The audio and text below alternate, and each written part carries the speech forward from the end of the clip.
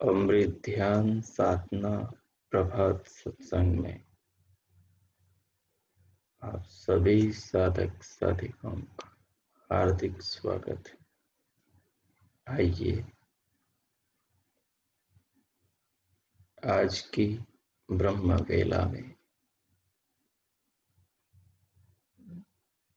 ब्रह्मांड के स्वामी पार ब्रह्म परमेश्वर का ध्यान करें। भगवान के ध्यान के लिए कोई भी अनुकूल आसन लगाइए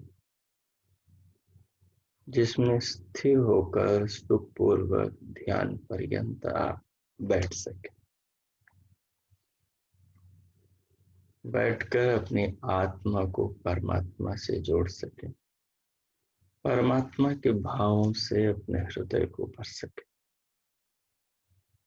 और जीवन, जगत, शरीर और संसार, पिंड और ब्रह्मांड और निर्माता ब्रह्म को जान सके, समझ सके, अनुभव कर सके।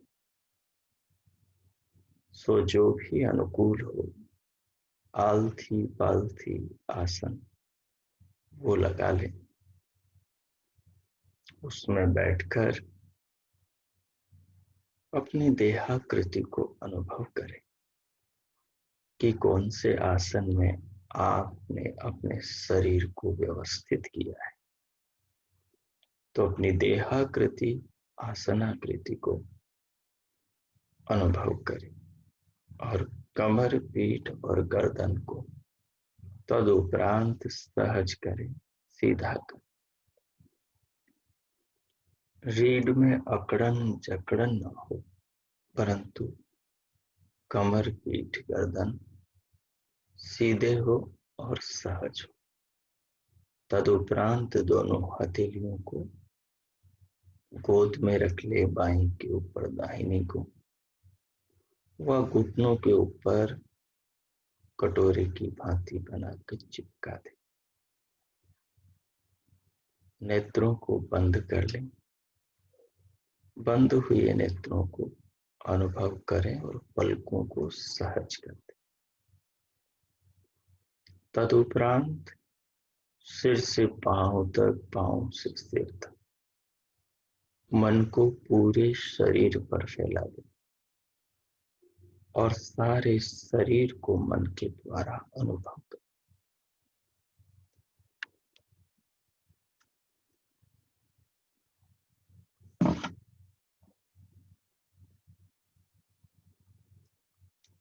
संपूर्ण काया को, देह को मन के द्वारा अनुभव करें। आपको जो लग रहा है कि आप बैठे हैं और इस स्थिति में बैठे हैं, ये मन से ही लग रहा है।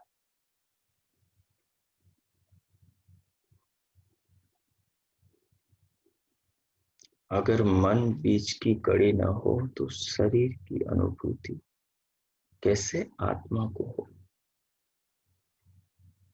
तो मन को हम शरीर के जिस भाग पर जितना फैलाते हैं, यह पूरे शरीर पर, तो मन झट से अपनी शक्तियों से पूरी देह से जुड़ जाता है, क्योंकि त्वचा इंद्रिय सारे शरीर पर फैली हुई है। तो मन जैसे ही त्वचा से जुड़ता है तो पूरी देह पर फैल जाता है।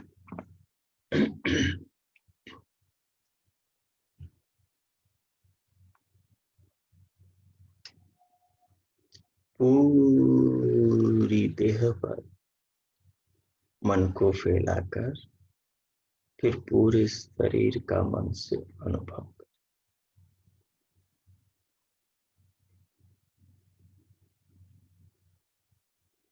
दोनों कानों के भीतर आकाश में दिव्य श्रोत्र को सुने।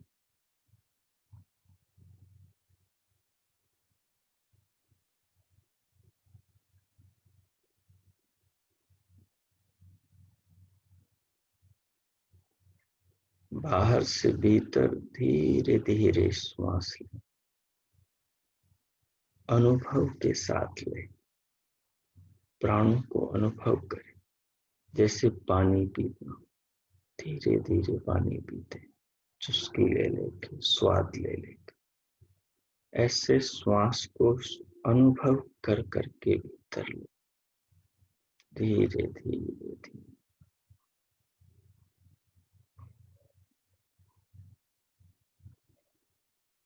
जब श्वास को भीतर ले रहे हो और श्वास की अनुभूति कर रहे हो, उस समय पूरे शरीर को भी अनुभव करें। उस समय जो शरीर की अनुभूति होगी वो बड़ी ही अच्छी और शरीर में सत्व गुण को बढ़ाने वाली, तमोगुण और रजोगुण को दबाने वाली। उससे शरीर निर्भर हल्का हो जाएगा, एकाग्रचित हो जाएगा, स्थिर हो जाएगा मन। फिर धीरे धीरे लेकर श्वास प्राण को भीतर थोड़ा रोकते हुए उसे अनुभव करें। उसे अनुभव करते हुए पूरे शरीर को अनुभव करें। इन सारी प्रक्रियाओं का दृष्टा और साक्षी अपने आत्मा को जानते रहे कि इन सबको देह में आत्मा यानी मैं जान रहा हूं।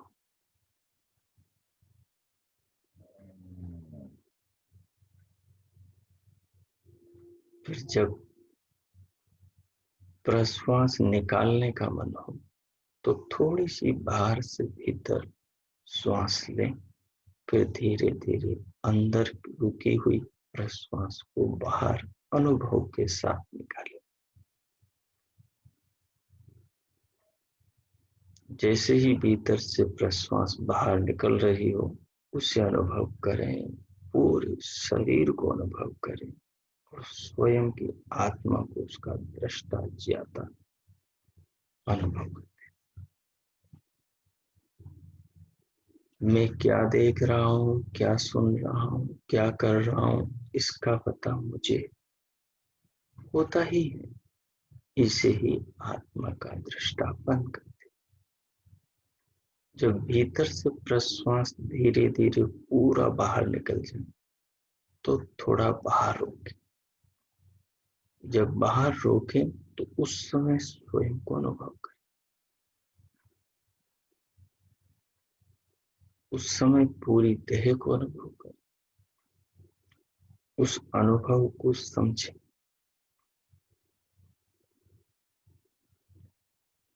फिर जब पुनः प्राण श्वास लेने का मन हो तब हल्का सा भीतर से बाहर श्वास का धक्का मारते हुए फिर धीरे धीरे बाहर से भीतर उसी प्रकार अनुभव करते हुए श्वास को और शरीर को और स्वयं। नाक चल रही है तो बैकग्राउंड में चलने दें। अब इसी प्रयोग को अब 5 मिनट तक शांत होकर करें। बीच बीच में प्रभु के ओम नाम का मंत्र थोड़ा बहुत ज्यादा नहीं, मुख्य नहीं करना, गौण रखे। बाकी इस अनुभव को मुख्य रखें, कीजिए। ओ 5 मिनट में मौन होता हूँ, कीजिए। ओ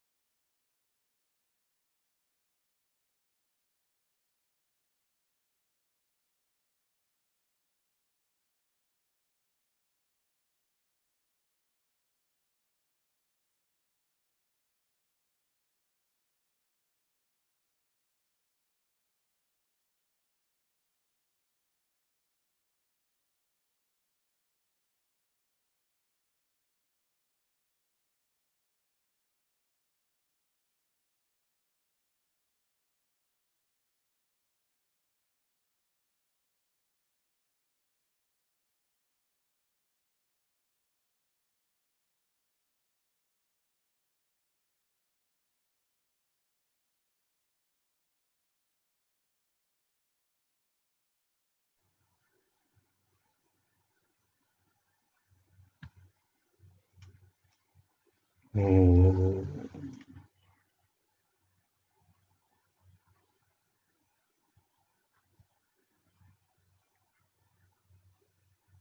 इस प्रकार अपनी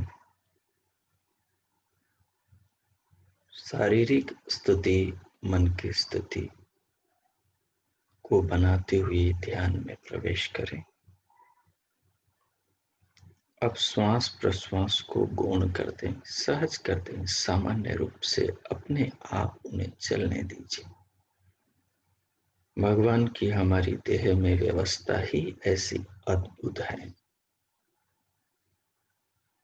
कि आत्मा की चेतना से पूरी देह के अंदर जो प्राण शक्ति दौड़ रही है, उसी के कारण से बाहर से श्वास भीतर आती है, 5 भागों में पहले फिर 10 भागों में बंटकर पूरी देह को संभालती है।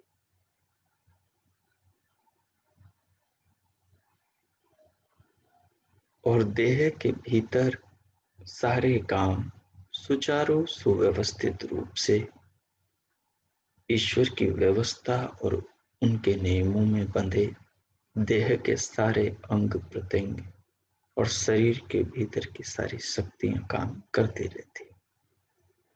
और हम आत्माएं जिस शरीर में हो, स्त्री के में या पुरुष के में, जिस अवस्था में हो, जागृत स्वप्न निद्रा,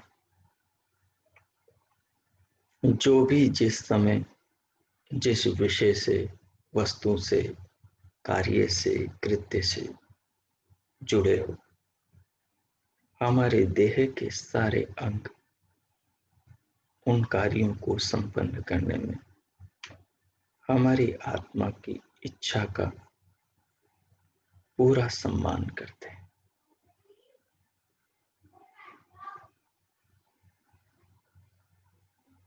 पूरा सम्मान करते हैं।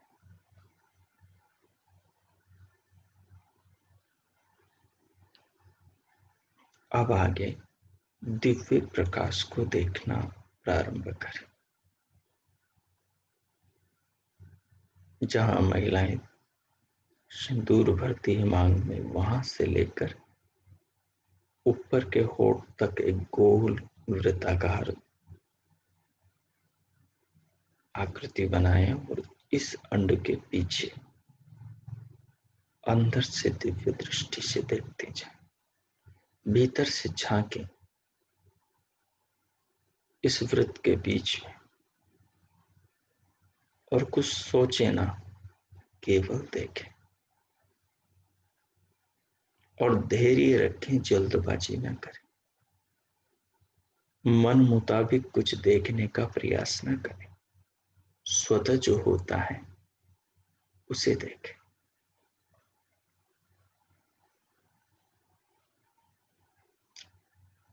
पीछे की हमने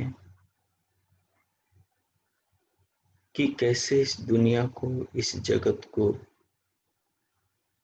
महान परमेश्वर परमपिता ने बनाया।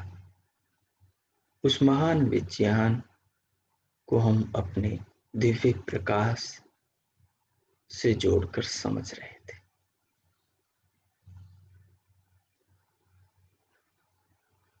दिव्य प्रकाश को देखते जाएं और ध्यान में इस चिंतन को भी साथ में सुनते और समझते जाएं।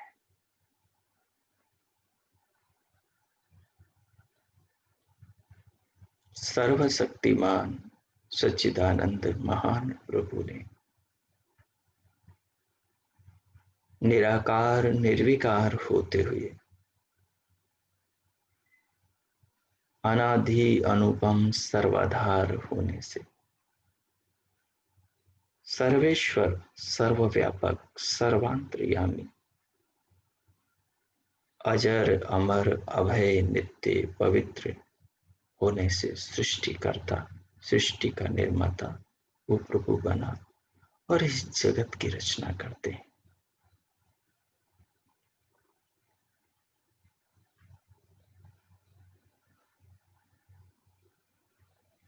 इस जगत में जितने भी पदार्थ, जितने भी वस्तुएं हैं, जो भी कुछ है, उन सबका आदि मूल वही पिता है। ये सारे पदार्थ, सारी वस्तुएं घुमा फिरा कर अंत तो गत्वा उसी दीनदयाल के श्री चरणों तक हमें पहुंचा देती। कोई भी ऐसा सूत्र नहीं जो उससे जो उससे शुरू न हुआ हो, जो उससे जुड़ा न हो, जिसका आधार वो सर्वाधार न हो। वो कृपा सिंधु भक्तवत्सल भगवान समस्त सूत्रों का सूत्र है। वह समस्त मणियों के बीच में सब मणियों को जोड़ने वाला सूत्रात्मा है। उस भगवान ने मानो इस संसार के अंदर इस जगत की रचना कैसे हुई उसको समझाने के लिए प्राणी के शरीर के निर्माण की जो विधि व्यवस्था है उसको बनाया ही उस प्रकार से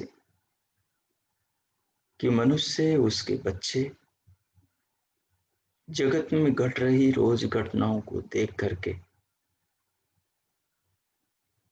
इस सृष्टि रचना का अनुमान से ज्ञान कर ले। भगवान कपिल कहते हैं अचाक्षुषाणाम अनुमानम बोधो।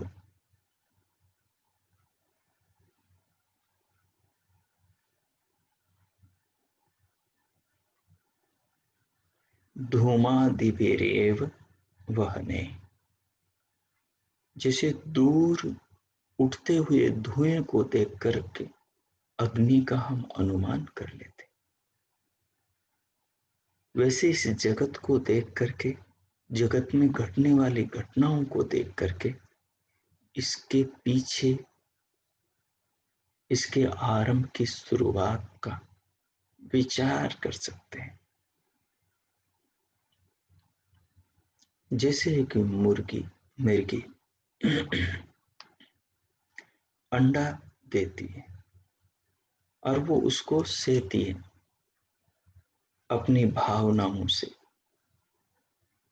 अपने शरीर की गर्माहट से, और धीरे धीरे वो अंडा, उसमें जो बच्चा है, जो भ्रूण है, वो धीरे धीरे विकसित होता है और विकसित होकर एक समय पर आने पर फूट जाता है और फूटने के बाद में से उसमें से बना बनाया बच्चा निकलता है। स्त्री गर्भ में भी यही होता है।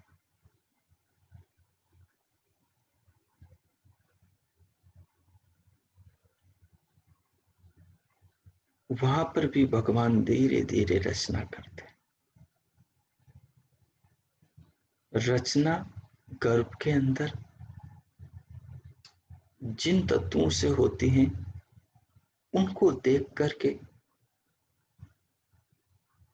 कल्पना भी नहीं कर सकते कि क्या ऐसी रचनाएं इन तत्वों से हो सकती है। यही भगवान की महिमा है, यही तो उसका अद्भुत सामर्थ्य है जो हमारे चिंतन से परे।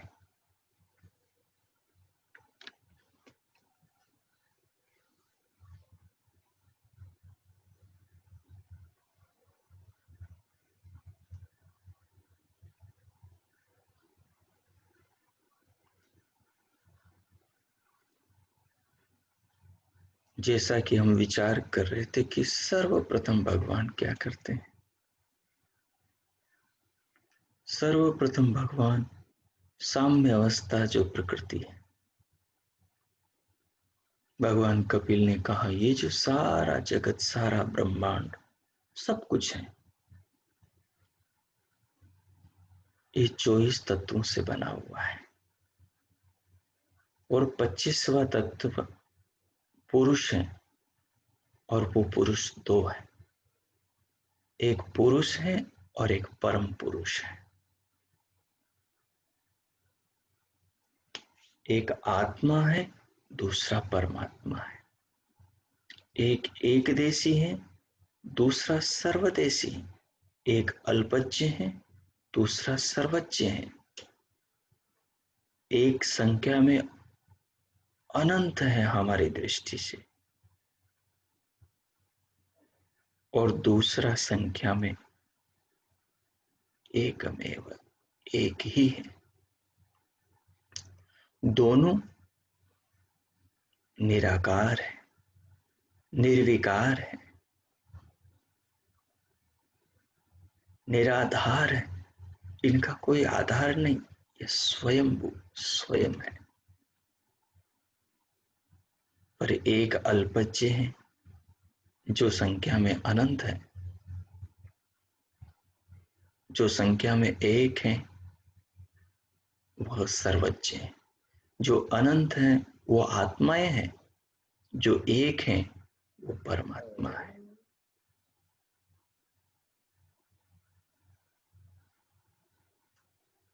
जो परमात्मा है वो सर्वव्यापक है। जैसे लोहे के गोले में अग्नि सर्वत्र व्यापक हो जाती,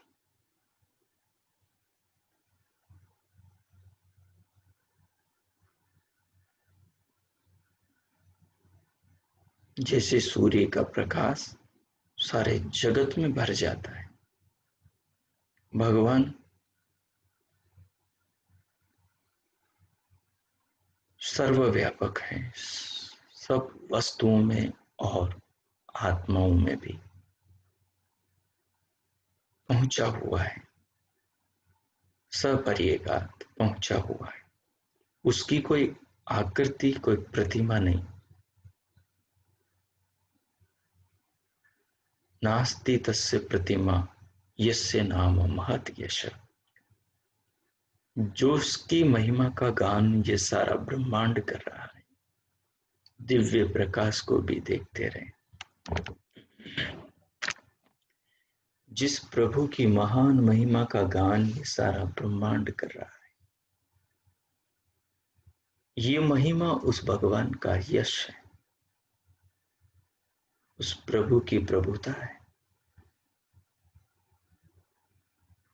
ये महिमा ही उसके नाम को महिमावान बना रही है। वह अक्षर ओमकार नाम वाला अविनाशी महान प्रभु हम सबकी बातों को, हम सबकी की भावनाओं को, हम सबके हृदय मन अंतर आत्मा को, सब कुछ को जानता है।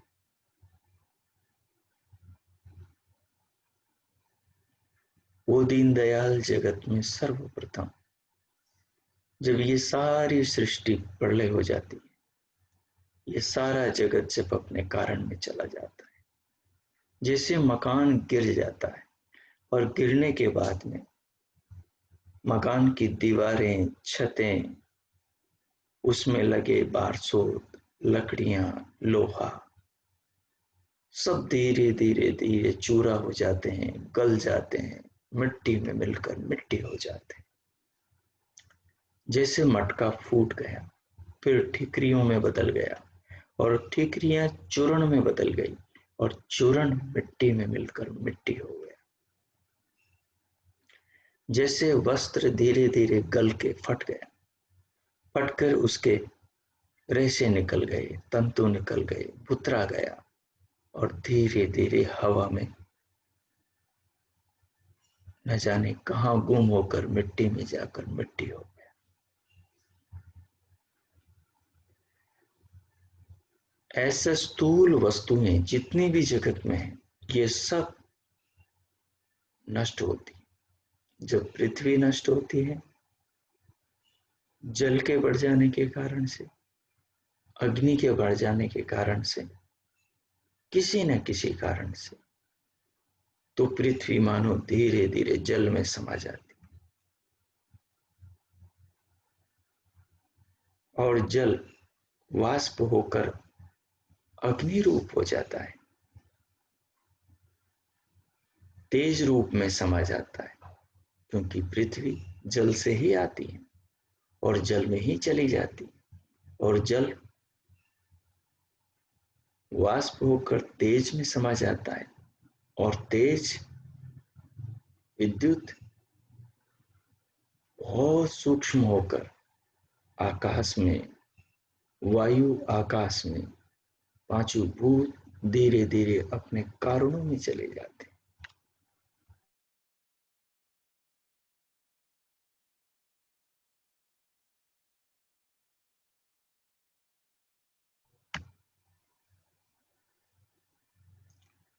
अपने कारण पंच सूक्ष्म भूतों में चले जाते हैं।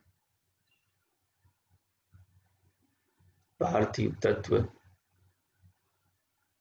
धीरे धीरे सूक्ष्म होकर सूक्ष्म भूतों में, जलीय तत्व धीरे धीरे सूक्ष्म होकर सूक्ष्म भूतों में, अग्नि वायु सब उसी प्रकार से,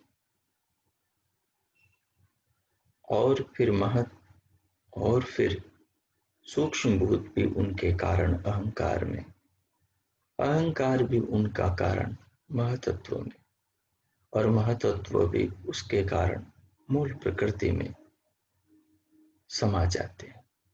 इस प्रकार से प्रलय घटित होती है।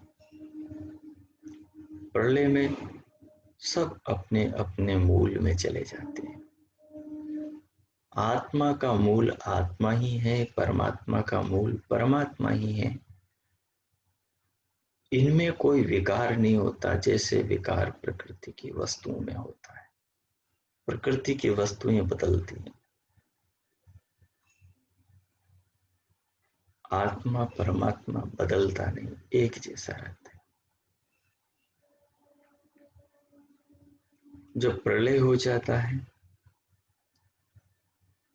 प्रलय के बाद स्वरूप अवस्था आती, सत्वगुण, रजोगुण और तमोगुण नाम के ये जो तीन द्रव्य हैं, ये जो तीन पदार्थ हैं, इनकी साम्य अवस्था को, सम अवस्था को प्रकृति कहा जाता है। और ये प्रकृति जब स्वरूप परिणाम अवस्था में होती, यानी इसके जो तीनों घटक हैं वो अपने ही अंदर परिभ्रमण कर रहे होते हैं। सत्व सत्व में, रज रज में और तम तम में, उस अवस्था को सम अवस्था का, साम्य अवस्था का, उसी का नाम स्वरूप अवस्था, स्वरूप प्रक्रिया, स्वरूप क्रिया है। भगवान उसी स्वरूप क्रिया में सबसे पहले इस जगत की रचना की इच्छा करके, जीवों के कल्याण की इच्छा करके, उसमें ईक्षण अर्थात ज्ञान पूर्वक क्रिया, उसके अंदर क्षोभ अर्थात ज्ञान पूर्वक, भावना पूर्वक, विज्ञान पूर्वक उस स्वरूप क्रिया में क्रियान्वित सत्व, रज और तम जो तीनों गुण हैं, असंख्य कण हैं, परम अणु हैं, अविभाज्य कण हैं, उनमें भगवान गति उत्पन्न करते हैं। और वो भगवान की इच्छा मात्र से गति होती। जैसे हमारे शरीर में हमारी इच्छा मात्र से हमारा मन दौड़ता है, भगवान की इच्छा मात्र से उस सारे परम अणु सत्वादि कणों में गति उत्पन्न होती। और गति उत्पन्न होती तो सारे एक दूसरे के अंदर परिणमन करने लगते हैं। एक दूसरे में उनका परिणमन, उनका भ्रमण, उनका घुलना मिलना और उनका एक दूसरे से टकराना, उसी का नाम विरूप प्रक्रिया का प्रारंभ होना है। यानी सृष्टि के निर्माण की ओर मूल प्रकृति का बढ़ जाना, यानी विकार रूप में परिणत होना प्रारंभ होता है।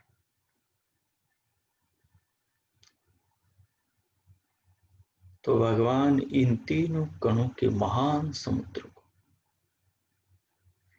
जब तक इनमें गति नहीं की थी भगवान ने, तब तक जगत में सर्वत्र अंधकार ही अंधकार था। न सत था न असत था।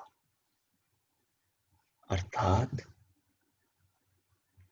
जगत जिस रूप में आज है, इस रूप में उस समय नहीं था।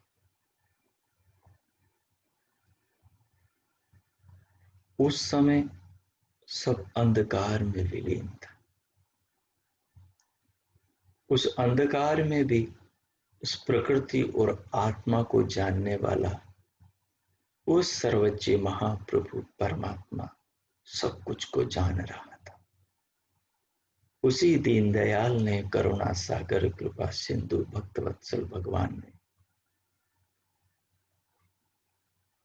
जब क्षोभ, जब उसमें ईक्षण किया, जब उन परमाणुओं के महासमुद्र को भगवान ने अपने ज्ञान, बल और क्रिया से क्रियान्वित किया, तो उसका सृजन आरंभ हुआ, उसका निर्माण प्रारंभ हुआ। और एक महान अंडाकार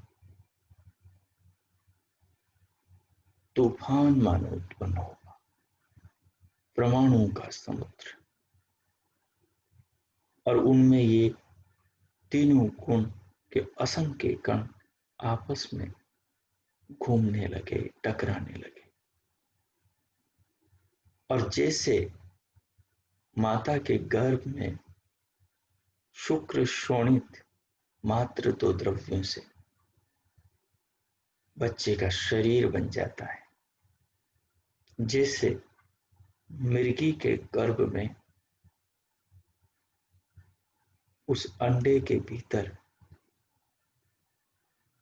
जो एक कवर में कैद है, उसके भीतर मिर्गी जैसा दूसरा नर या मादा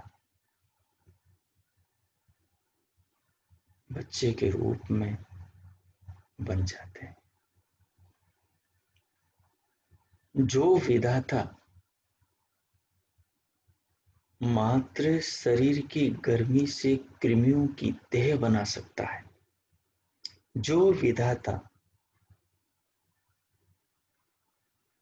बीजों से वृक्ष बना सकता है, जो विधाता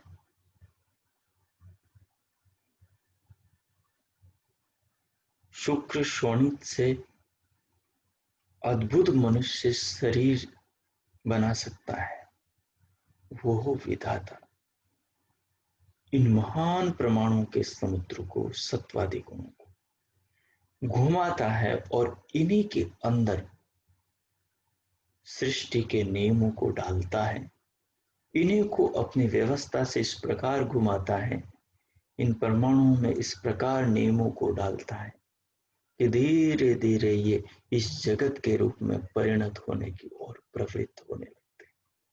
और सर्वप्रथम एक तत्व बनाता है जिसका नाम महातत्व या हिरण्यगर्भ होता है, जो सत्व गुण से पूरी तरह भरा होता है, जो सत्व गुण प्रधानता को धारण किए हुए होता है, उसमें सत्व की प्रधानता होती है। उसी से भगवान समस्त जीवों के सूक्ष्म शरीर का प्रमुख, आत्मा के निकटतम का यंत्र, जिससे आत्मा को सब कुछ वृत्ति रूप में बोध होता है, महातत्व से वो महान अंतकरण का प्रमुख साधन चित्त बनाता है।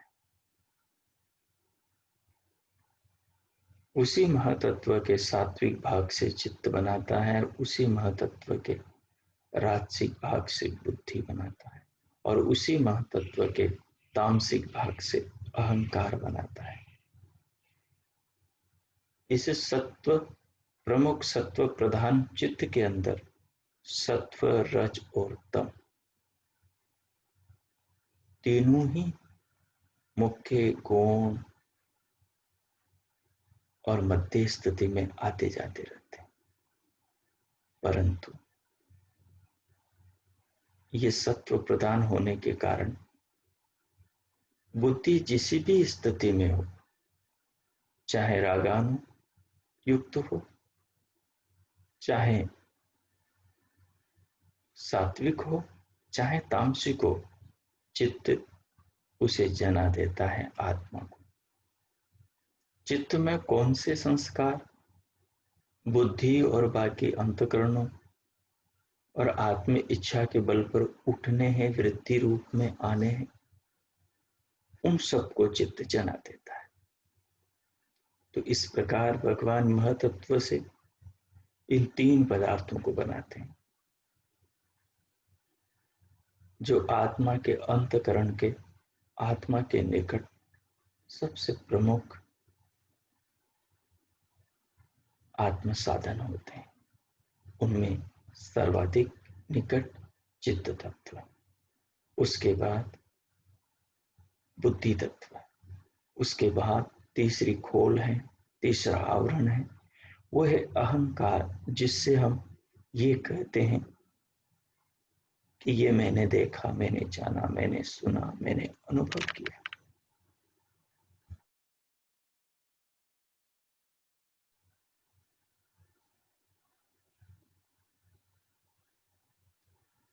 उसके बाद प्रभु अहंकार तत्व से, जो समष्टि तत्व है, उस अहंकार से फिर बाद के करण, उपकरण, अंतकरण, सूक्ष्म शरीर के बाकी शेष अंग बनाते हैं। भगवान उस अहंकार में भी जो सात्विक भाग है, उससे ज्ञानेंद्रियों का निर्माण करते हैं।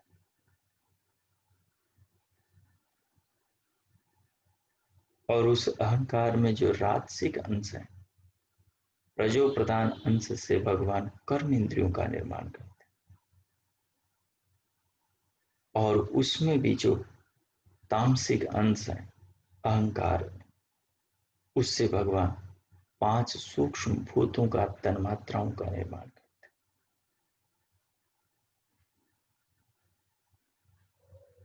सात्विक अंश से, सात्विक अहंकार से ज्ञानेंद्रियों का निर्माण होता है, और राजसिक अंश से कर्म इंद्रियों का निर्माण होता है। और मन का राजसिक और सात्विक दोनों से होता है। कुछ साधकों का, तपस्वियों का ऐसा कथन, ऐसा अनुभव है, ऐसा उनका चिंतन करता है।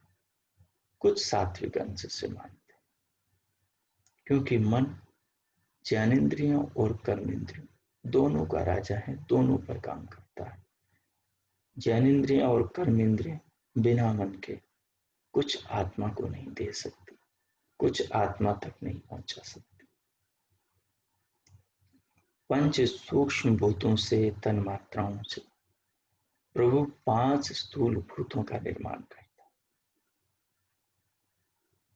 पांचों तन्मात्राएं तामसिक होती, अन्यों की अपेक्षा यह स्थूल होती, और इन 5 तन्मात्राओं के आपसी मिश्रण से भगवान सर्वप्रथम आकाश, फिर वायु, फिर अग्नि, फिर जल, और अंत में पृथ्वी बनाते।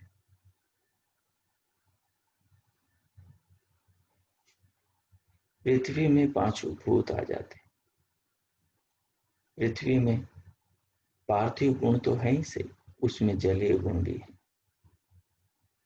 उसमें आग्नेय गुण भी है, और उसमें वायुवीय गुण भी है, और उसमें आकाश, अवकाश भी है।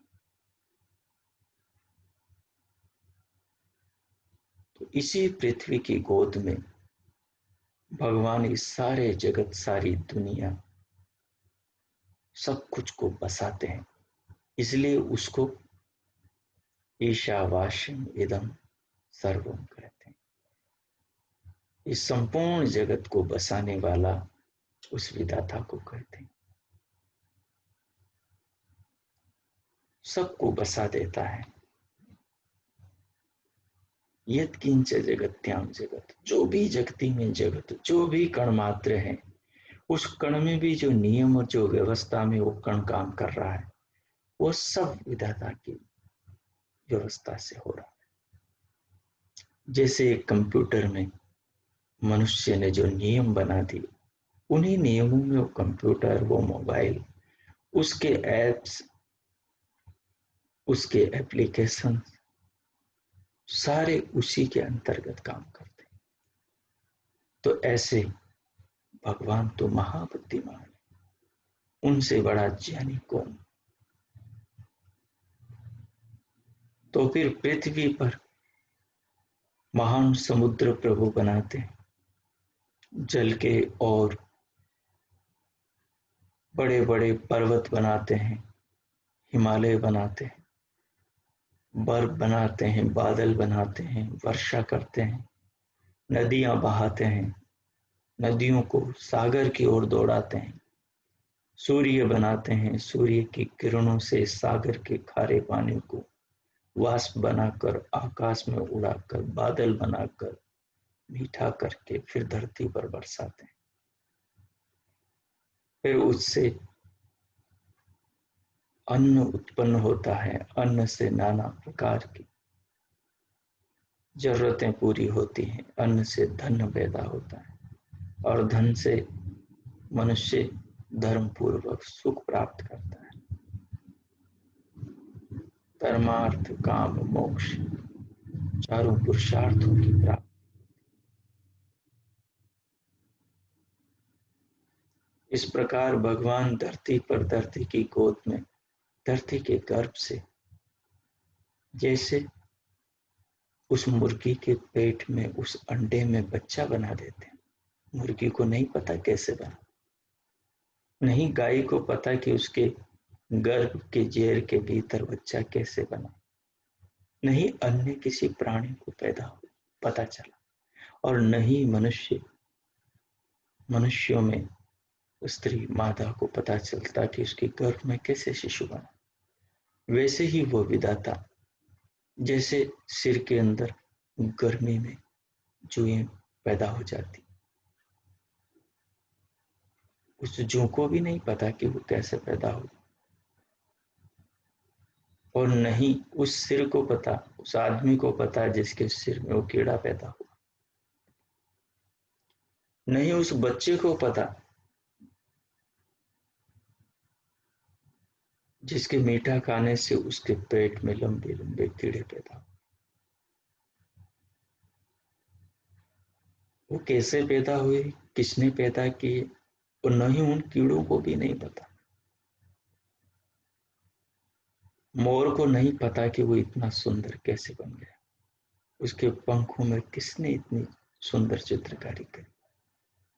कोयल को नहीं पता कि वो इतना मीठा कैसे बोल लेती। शेर को नहीं पता कि उसके अंदर इतना पराक्रम क्यों है कि सब उससे डरते हैं।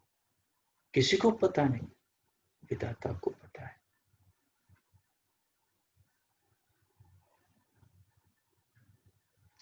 हमें नहीं पता हमारी आंखें कैसे बनी, कान कैसे बने, दांत, गाल, हाथ, पैर कैसे बने, फेफड़े, किडनी, लीवर सब कैसे बने, कैसे गुर्दे, कैसे 72,000 नसनाड़ियां, कैसे फेफड़े, कैसे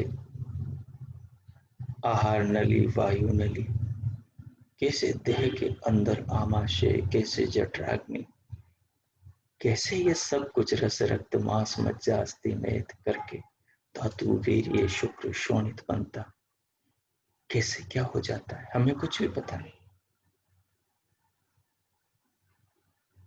और हम जानकर भी उन नियमों को मोड़ तोड़ नहीं सकते, और उन नियमों से देखो सब कुछ हो रहा है। यही उस विधाता की महान महिमा है। ठीक जैसे आज मिर्गी के पेट में अंडा बन रहा है, गाय के पेट में बछड़ा बछड़ी बन रही है, बछिया बन रही है, स्त्री के गर्भ में शिशु बालक बालिका बन रही है, उनका शरीर बन रहा है उन आत्माओं के लिए। पृथ्वी के गर्भ में बीज से अंकुर, अंकुर से पौधा और वृक्ष बन रहा, फल फूल कंद मूल आ रहे हैं, कलियां फूल बन रही हैं। कैसे उनके शहद रस को पान करके मक्खियां शहद बना रही हैं। ये सारा जो विज्ञान, ये जो सारा जो ज्ञान है, ये जो सारा चमत्कार और ये जो सारी अद्भुतता है, ये सब उस विधाता के ज्ञानात्मक सामर्थ्य से आती है। इसलिए भगवान कपिल कहते हैं, सही सर्वविद सर्वकर्ता, वो प्रभु ही सब कुछ का कर्ता सर्वोच्च महानायक है, उसको प्रणाम करो। वही पृथ्वी की गोद में, पृथ्वी के गर्भ में ये सारे फूल खिलाता है। वही चांद सूरज और असंख्य तारों का दाता निर्माता संचालन करता है। वही हमारे सौर परिवार जैसे असंख्य सौर परिवारों को, आकाश गंगाओं को और इस सारे ब्रह्मांड का सूत्रधार, सूत्रात्मा। नमन करो, प्रणाम करो, अभिनंदन और धन्यवाद करो। उस महान प्रभु ने इस पृथ्वी के गर्भ में जैसे अंडे के ऊपर एक आवरण होता है, कठोर सी परत होती, जैसे गर्भस्थ शिशु के ऊपर एक जेर होती है,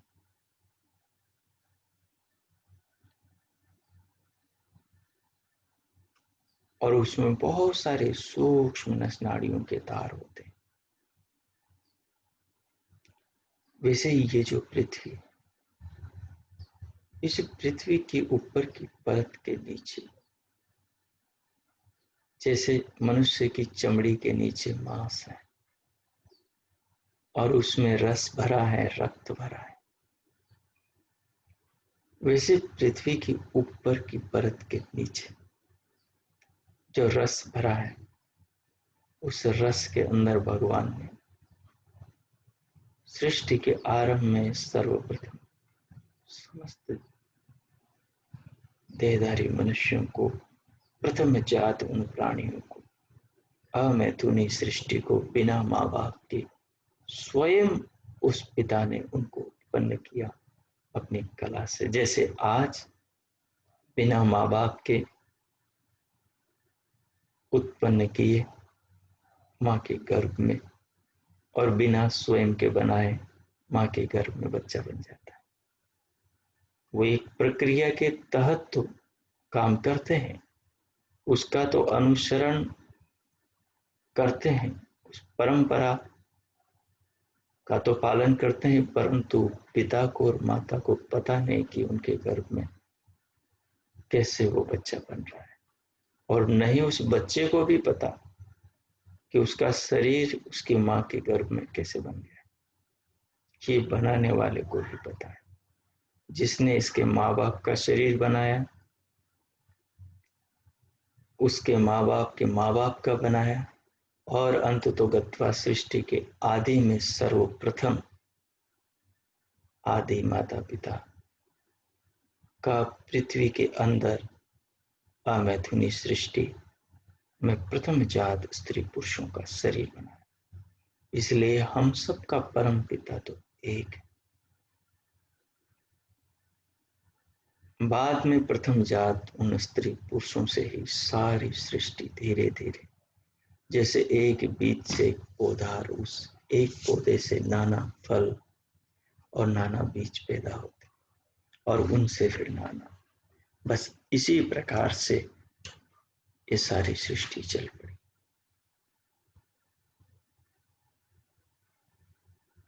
तो ये जो सारा जगत है ये 24 पदार्थों से बना है। भगवान कपिल ने बहुत स्पष्ट कहा, सत्व रजस तमसाम साम्य अवस्था प्रकृति है। प्रकृतिर महान महतो अहंकारो अहंकारात् पंच तन्मात्र।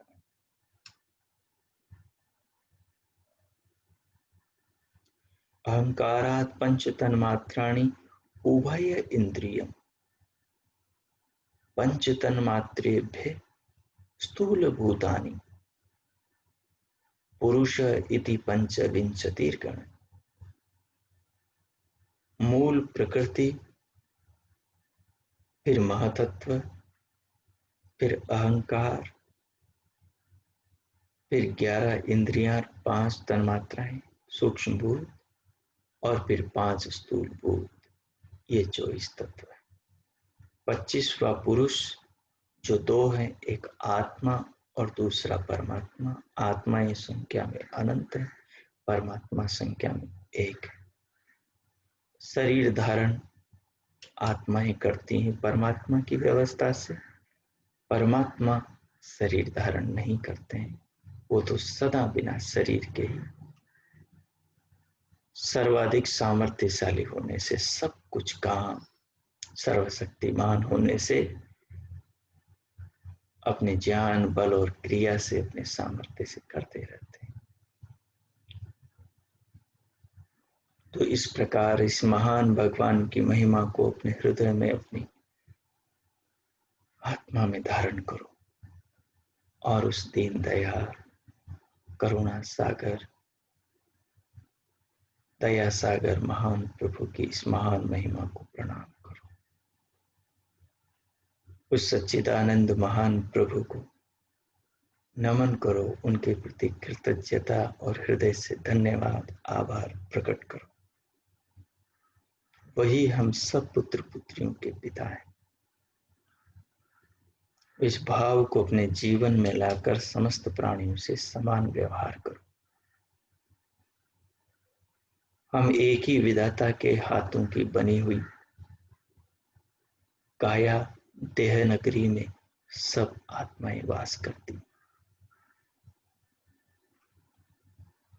इसलिए किसी के साथ भेदभाव छल कपट का दुर्व्यवहार मत रखो।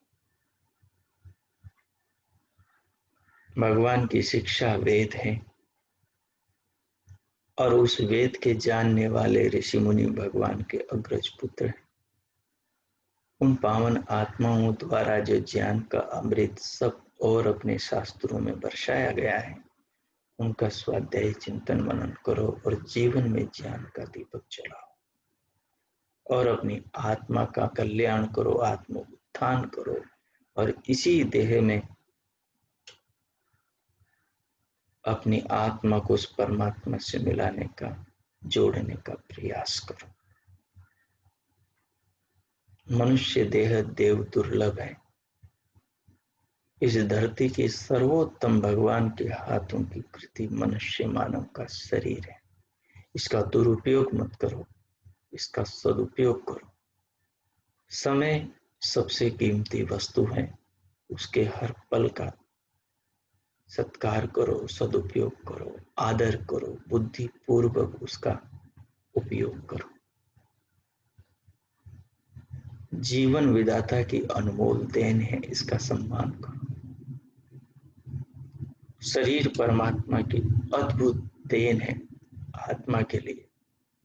आत्मा और परमात्मा के बीच का सेतु मनुष्य का जीवन, ये शरीर है। यही काया, यही 3.5 हाथ का शरीर आत्मा को परमात्मा के नगर में, परमात्मा के आनंद में, परमात्मा के धाम में, सच्चिदानंद प्रभु की गोद में पहुंचा देता है। वैसे तो वो दीनदयाल सर्वत्र विद्यमान है, वो तो अपनी ही आत्मा में भी अंतर्यामी होकर बैठा निरंतर उपदेश हम सबको कर रहा है। तो आओ जीवन का मंगल करें, जीवन का सृजन करें, जीवन का कल्याण करें, जीवन को उत्थान और आनंद के मार्ग की ओर लेकर चले।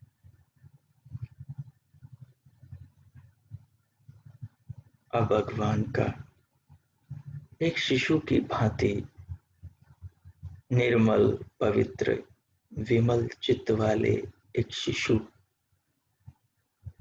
बालक के समान भगवान का धन्यवाद करें।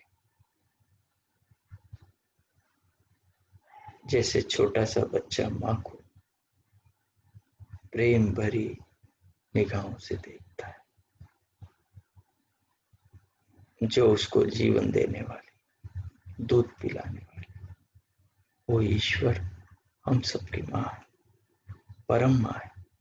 वही परम पिता है, वही पालन करता, पोषण करता, सृजन करता, वही सारी व्यवस्थाएं करता है। और वही मां भी है, वही धारण करती, वही पोषण करती, वही संवर्धन करती, और वही अंतर्यामी होकर हमें शिक्षा देती। तो ज्ञान के इन सूत्रों को पकड़ो और इनको पकड़कर आत्मा को परमात्मा की ओर जोड़ो। अब मैं मौन होता हूं। आगे 2-3 मिनट आप भगवान के साथ संवाद करें, प्रभु के प्रति हृदय के भावों को अर्पण करें। उस महान प्रभु सच्चिदानंद को बारंबार नमस्कार और धन्यवाद करें। ओम 2-3 मिनट तक आनंद पूर्वक आप भगवान के प्रति अपनी कृतज्ञता प्रकट करें।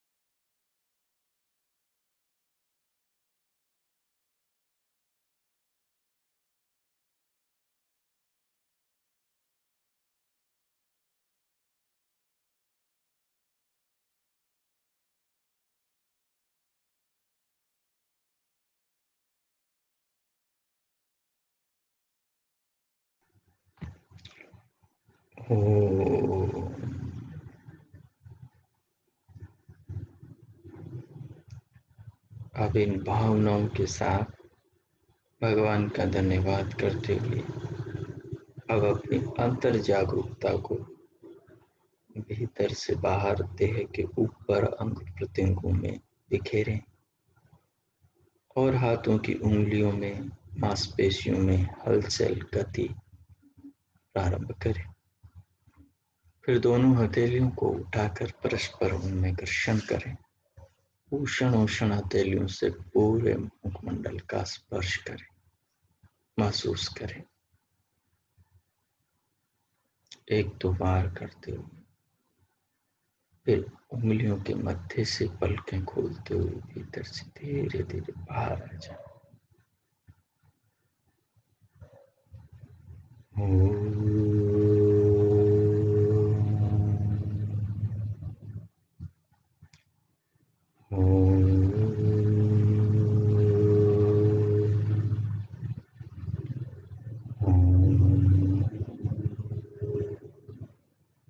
शांति शांति शांति। ओ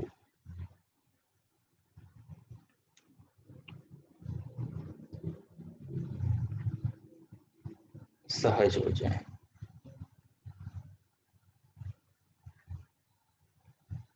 इस प्रकार हमने ये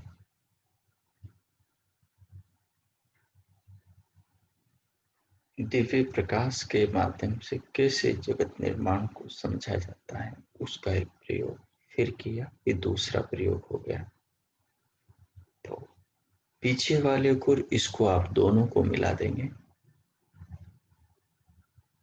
तो आपके अंदर कैसे सृष्टि का सृजन हुआ ये भाव आसानी से प्रगाढ़ रूप ले सकेगा। आशा है आप समझ पाए होंगे। ओ किन्हीं को कुछ पूछना है पूछ सकते हैं।